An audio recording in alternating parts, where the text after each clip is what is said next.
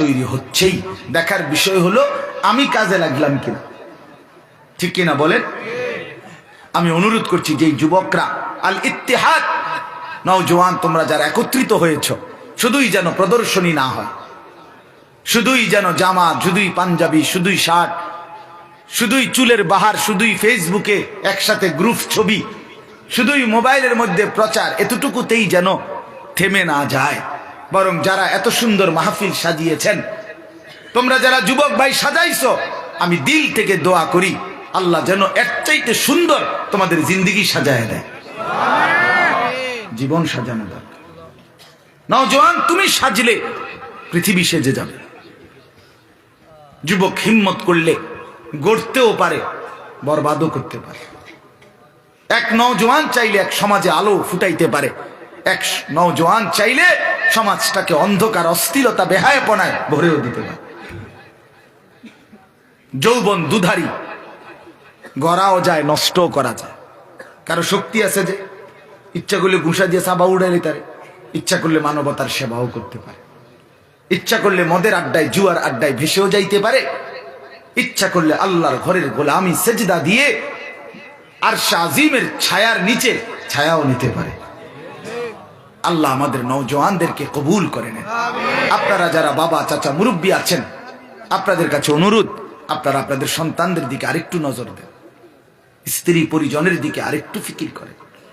অভিভাবকরা, আপনাদের কাছে অনুরোধ, হাদিসে আছে আল্লাহ নবী সাল্লাল্লাহু আলাইহি সাল্লাম বলেন, যেই পুরুষ, কথাটা খেয়াল করে, যেই পুরুষ তার স্ত্রী, সন্তান, বউ বাচ্চার জন্য নাজায়েজ, হারাম, গুনাহ, অশ্লীলতা, বেহায়াপনা মেনে নেয়, স্বীকৃতি দেয়, ব্যবস্থা করে, খোদার কসম নবীজি বলছে ওই পুরুষ হলো দাইয়ুস এবং তার জন্য জান্নাত হারাম। ওয়াদ-দাইয়ুস আল্লাযী ইউকিররু আহলাহু আল-খুবুসা। আপনার ঘরে আজকে 20টা বছর ধরে, 10টা বছর টানা রঙিন টেলিভিশন চলে, আপনি বিদ্যুৎ বিল দেন, আপনি ডিশের বিল দেন, আপনি টেয়ার থেকে দেন।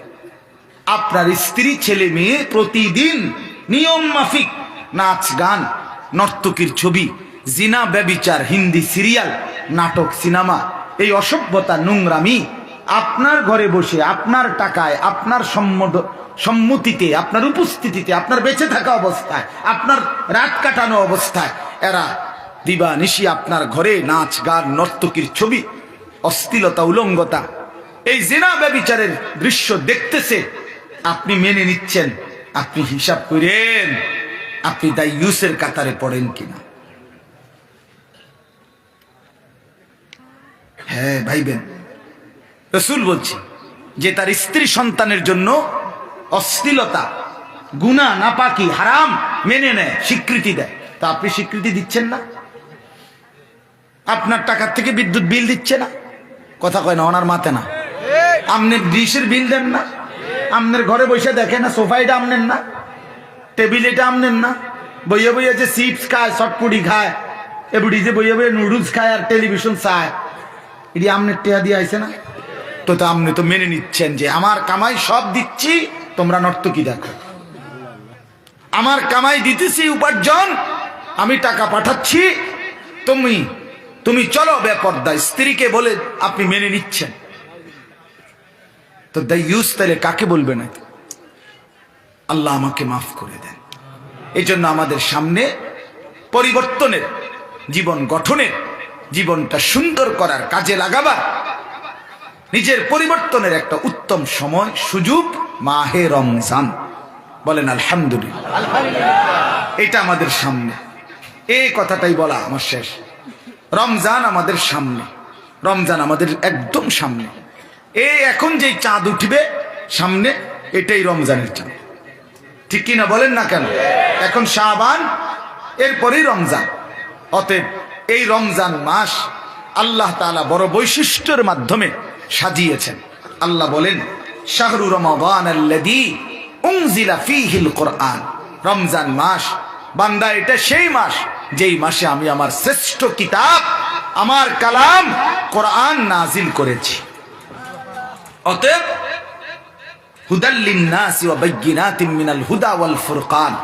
আল্লাহ বলে এই কোরআন বিশ্ব মানবতার হেদায়েত এবং সুস্পষ্ট দিক নির্দেশনা এবং সত্য মিথ্যা ন্যায় অন্যায় সৎ অসৎ আলো অন্ধকার হক বাতিল জায়েজ নাজায়েজের মাপকাঠি ফুরকান।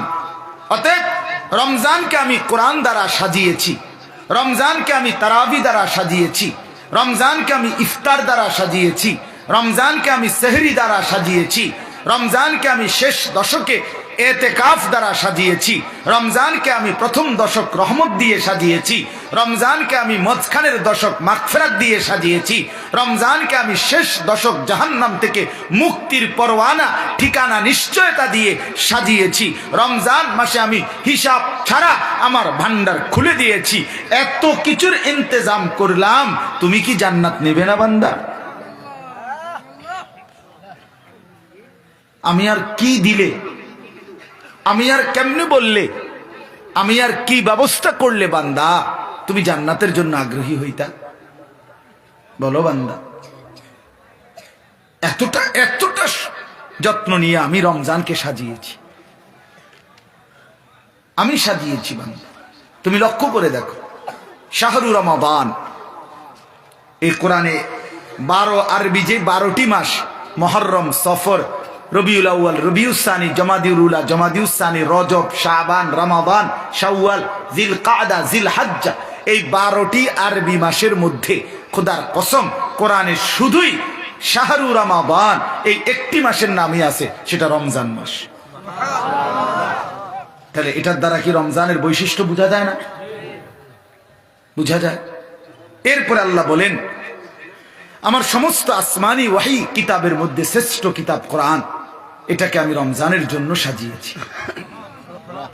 আমরা নিজে তাফসীরে ইবনে কাসিরে পড়ছি, শুধু কোরআন না, পিছনের কিতাব তাওরাত, জাবুর, ইনজিল, ওই তিনটাও ওই নবীদের উপরে রমজান মাসে নাজিল হয়েছে। স্পষ্ট আছে তাফসীরে ইবনে কাসির, ওইগুলো রমজানে নাজিল হয়েছে, এটাও রমজানে নাজিল। আল্লাহ তাআলা বলেন, আমি এতটা দামি বানাইছি রমজান। নবীজি কি বলছেন? নবীজি বলছেন, রাসূলুল্লাহ সাল্লাল্লাহু আলাইহি সাল্লামের হাদিসে আছে, নবীজি যখন রমজান কাছাইতো সাহাবীদেরকে বলতেন, কাদ আযাল্লাকুম শাহরুন আযীম, সাহাবীরা তোমাদের মাথার উপরে ছায়া বিস্তার করছে একটি মহান মাস, শাহরুন আযীম। আযীম আরবিতে একমাত্র শব্দ এটা আযীম, যেই শব্দ দিয়ে বড় বললে ওই বড়র কোনো কুল কিনারা নাই। যেমন আমাদের নবীর চরিত্রের ব্যাপারে আল্লাহ বলছে, ওয়া ইন্নাকা লাআলা খুলুকিন আযীম। বন্ধু, আপনার জিন্দেগি, আপনার আখলাক, আপনার চরিত্র এটা আযীম, কুল কিনারা নাই। আপনার সব শ্রেষ্ঠ, সব শ্রেষ্ঠ। আপনি বন্ধু হাসলেও সুন্দর, কাঁদলেও সুন্দর। আপনি বন্ধু হাঁটলেও সুন্দর, বসলেও সুন্দর। আপনি কথা বললেও সুন্দর, আপনি চুপ থাকলেও সুন্দর। আপনার নাকও সুন্দর, চোখও সুন্দর, দাঁতও সুন্দর, হাতও সুন্দর। হোসনে ইউসুফ দমে আইসা ইয়াদে বাইদাদারি আঁচে খুবা হামা দারান তুত্তানহা দার। আল্লামা ইকবাল বলছে, এই নবী মুহাম্মদ, ইউসুফের সৌন্দর্য, মুসার মুজিজা, ঈসার মুজিজা, এই নবী সোয়া লাখ নবীর সমস্ত বৈশিষ্ট্য মুজিজা যদি একা আপনার মাঝে তালাশ করি, বন্ধু আপনার মাঝে সব খুঁজে পাই। আছে খুবা হামা দারান তুত্তানহা দারি। আপনি একাই সব, আপনি একাই সব। সব নবীর মর্যাদা, সব নবীর মুজিজা আপনার মাঝে আছে, আপনার মাঝে আছে। সুবহানাল্লাহ। হায়, কাকে ছাড়লাম? যুবক ভাই, কার মতো চুল রাখলাম? কোনদিন মনে পড়লো না তোমার নবী কিভাবে চুল রাখতেন? যারা দাড়ি কাটেন, এই বন্ধু কেন দাড়ি কাটেন? কাকে সুন্দর করলেন? যারা পেশাব করে পানি নেন না, কাকে অনুসরণ করলেন? যারা জীবনে কোনোদিন মেসওয়াক করেন না, কেন ছেড়ে দিলেন? ব্রাশটা পুরা পছন্দ হইল, মেসওয়াকটা মনে পড়লো না কেন? যারা জীবনে কোনোদিন দস্তরখান বিছায়া খানা খান না, ডাইনিং টেবিলটা এতটা পছন্দ হলো, দস্তরখানটা মোটেই মনে পড়লো না কেন? বা নবীজি করতেন, নবীজি বিছাইতেন, তাই না? এই জন্য এজন্য আপনি নারাজ। আপনি কেন মেসওয়াক করেন না? কারণ রাসূলুল্লাহ করতেন। আপনি কেন দস্তরখান বিছান না? কারণ নবীজি বিছাইতেন। আপনি কেন দাড়ি রাখেন না? কেন নবীজি রাখতেন। আপনি কেন ঢিলা কুলুক ব্যবহার করেন না? নবীজি ব্যবহার করতেন। আপনার দুশ্মনী রাসূলের সাথে, নবীজিও হাসরের ময়দানে বলবে, উম্মত আজকে দেখব সুপারিশ কে করে, আজ দেখব সুপারিশ কে করে। অতএব আল্লাহ তাআলা বলেন, ফামান শাহিদা মিনকুমুশ শাহরা ফালিয়াসুমহু, এটাই শেষ কথা। আল্লাহ বলে, বান্দা রমজান মাসটা আমি বড় যত্ন করে সাজিয়েছি, এটারে আমি বহুমুখী ইবাদত দিয়া, নেকি দিয়া, নেকির পাহাড় দিয়া সাজাইছি। অতএব ফামান শাহিদা মিনকুমুশ শাহরা, তোমাদের যার জীবনে রমজান উপস্থিত হবে, হায়াত পাবে, ফালিয়াসুমহু, আল্লাহ নিজে বলতেছে সে যেন রোজা রাখে। আমার বান্দা রোজা রাখো, আমার হুকুম মাইনো। ফালিয়াসুম, আল্লাহ বলছে ডাইরেক্ট। আল্লাহ, মা বলে নাই, বাবা বলে নাই, হুজুররা বলে নাই, আল্লাহ বলছে, এই বান্দা এটা রমজান। ইয়া বাগিয়াল খাইরে আকবিল ওয়া ইয়া বাগিয়াশ শাররি আকসির। আমরা হাদিসে পড়ছি, নবীজি বলেন রমজানের চাঁদ উঠলে আল্লাহর একজন ফেরেশতা ডেকে বলে, প্রতিদিন চিৎকার করে, হে নেক কাজের আগ্রহী এগিয়ে আসো, হে মন্দ গুনাহ, চুরি ডাকাতি জিনা ব্যভিচার মদ জুয়া নাচ গান অশ্লীলতা বেহায়াপনা বেপর্দা যারা কর্তা, ইয়া বাগিয়াশ শাররি আকসির, হে মন্দ কাজের আগ্রহীরা এবার তো থামো, এটা তো রমজান,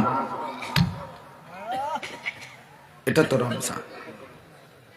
আমি একদিন আপনার সিলেট এই রাস্তা ভুলে আমার গাড়ি এমন জোরে ছাড়ছে যে রাস্তা পাইয়া, পরে দেখি এত সুন্দর রাস্তা, পরে দেখি রাস্তা যাইতে যাইতে একেবারে গাড়ি গেনে গেছে, এটা একবারে সেনাবাহিনীর আপনার ক্যাম্প, মানে সেনাবাহিনীর ওই আমাদের ইয়ার শাহফরানের হেদিতে যে নতুন কি ক্যাম্প, জালালাবাদ ক্যাম্প নিয়ে কটে নতুনটা, নতুন যেটা এইটার একবারে ভিতরে গেছে কাছে, না না সেনাবাহিনীর নতুন হয়েছে আর কি একটা সিলেট সিলেট।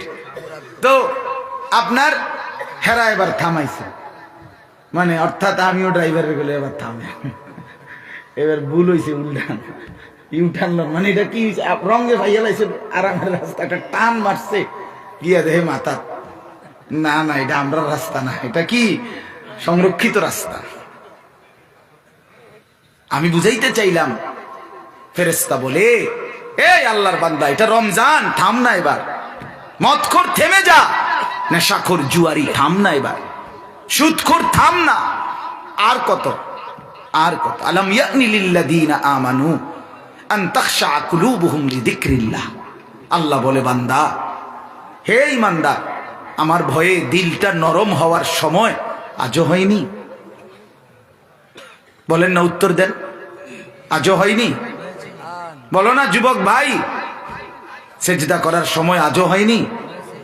তোমরা যারা আজকে খোদার 365 দিনে এক বছরে ফজরের নামাজ পড়লা না, আপনারা যারা পড়েন না, এই বাপ আপনি আমার কাছে আসেন না, আমি আপনার জড়ায় ধরে জিগাই, যুবক তুমি আও না আমার কাছে, আমি জিজ্ঞাসা করি তোমারে, তুমি কি আর তাইলে কোনোদিন ফজরের সেজদা দিবা না?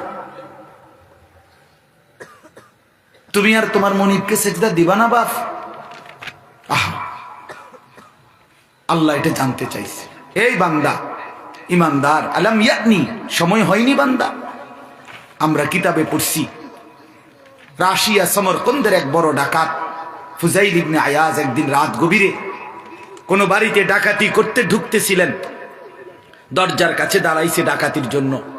শেষ রজনীতে বাড়িওয়ালা তখন আল্লাহর কুদরতে কোরআন পড়তেছিলেন, আর এই কোরআনের এই আয়াতটা পড়ছে, আলাম ইয়ানি লিল্লাযীনা আমানু, হে ঈমানদার, আল্লাহর ভয়ে দিলটা নরম করার সময় আজও কি হয়নি? এইটাও উনি শুনছে। ফুজাইল ইবনে আয়াজ ডাকাত সর্দার ছিলেন, উনি সাথে সাথে ফাওয়াকাফা, আরবি কিতাবে আমরা পড়ছি, তিনি থেমে গেলেন, ফাআদবারা, পিছনের দিকে ফিরে চলে আসছে। আয়েশা একটা চিৎকার করে বলছে, বালা ইয়া রাব্বি কদ আনা, এই মাওলা সময় হইছে, মাওলা দিলাম ছাইরা, মাওলা দিলাম। দিলাম অসভ্যতার এই জিন্দেগি ছেড়ে দিলাম। এরপরে তিনি রাশিয়া সমরকন্দ এলাকা থেকে হিজরত করে মক্কা শরীফ আসছেন। পরবর্তী জীবন মক্কার পাশেই কাটাইছেন। উনি পরবর্তীতে এই জামানার শ্রেষ্ঠ বুজুর্গ, আল্লাহর অলি, অলিদের বড় সর্দার ফুজাইল ইবনে আয়াজ রাহমাতুল্লাহ আলাইহি হইছেন। আউলিয়াদের কাছে এখন ওনার নাম পরিচিত। আপনি জিগাই, আল্লাহ আমাদেরকে তৌফিক দান করেন। এই জন্য রমজানকে সামনে নিয়ে বদলাবার চেষ্টা করব তো ইনশাআল্লাহ। সবাই বলেন ইনশাআল্লাহ, সবাই বলেন ইনশাআল্লাহ। আল্লাহ হিম্মত দান করেন, আল্লাহ তৌফিক দান করেন। 5 ওয়াক্ত নামাজ পড়েন, ফজরের নামাজ পড়েন। যুবক ভাই, নারীর আসক্তি ছাড়ো, মদের আসক্তি ছাড়ো, জুয়ার আসক্তি ছাড়ো, মোবাইলের আসক্তি ছাড়ো, নারীর আসক্তি ছাড়ো, নিজেকে কদর করো। তু আগার মেরা नहीं बनता না बन अपना तो बन, अपना तो बन, अपना तो बन। ভারতের এক বড় বুজুর্গ এটা বলতেন যে, হে যুবক, তুমি যদি দেশ, জাতি, সমাজ, পাড়া, মহল্লা, ঘর, পরিবার অথবা আমার কোনো উপকার নাই করো কারো কোনো, তাইলে কইরো না, ঠিক আছে, আপনা তো বন, নিজের ভালোটা তো করো, নিজের দিকে তো একটু খেয়াল করো।